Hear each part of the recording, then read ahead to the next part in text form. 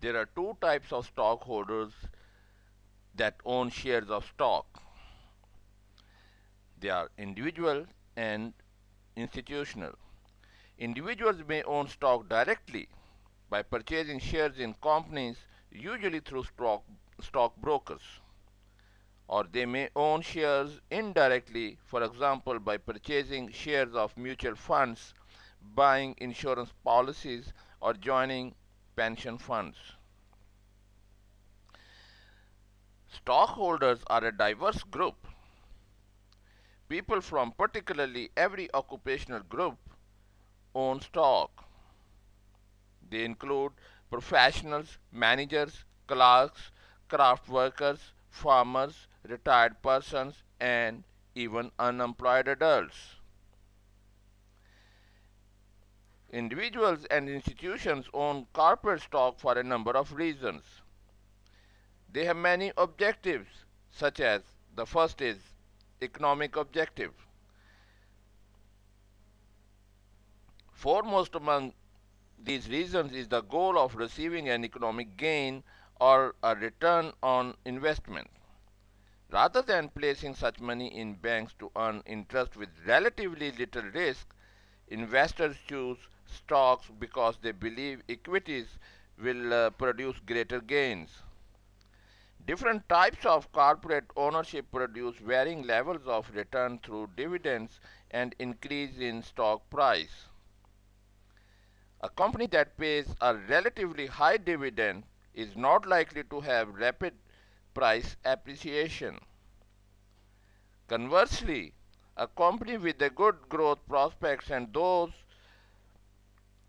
with stock is likely to appreciate in price can choose to pay a lower dividend, if any at all, and still attract investors.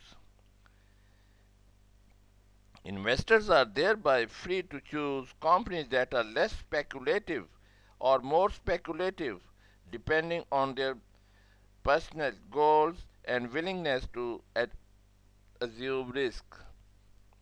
The second objective is social. Some investors use stock ownership to achieve a social or ethical objective.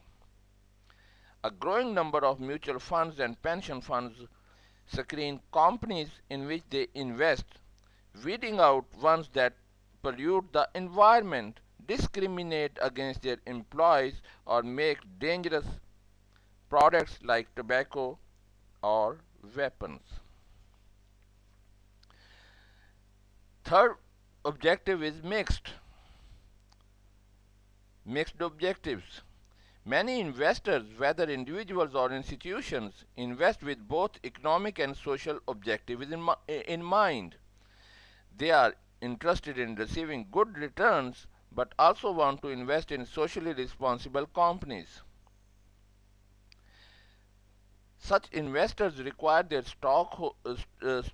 stockbrokers or investment advisor to apply both social and economic criteria they regard as important to the purchase and sale of stock. Some managers of mutual funds that apply social criteria in selecting stocks have argued that this approach may increase economic returns, since socially responsible companies may perform better in the long term. And finally, the corporate control. There are other reasons for investing in corporate stock. Some investors, including corporate raiders, are interested in gaining control of the corporation. This may be for the purpose of merging it with another firm or selling its assets to buyers who will pay more for the parts than for the whole company. Log on to my website www.asifjmeet.com. I also invite you to visit my blog at asifjmeet.wordpress.com. Thank you for your time. Thank you for listening. Have a wonderful day.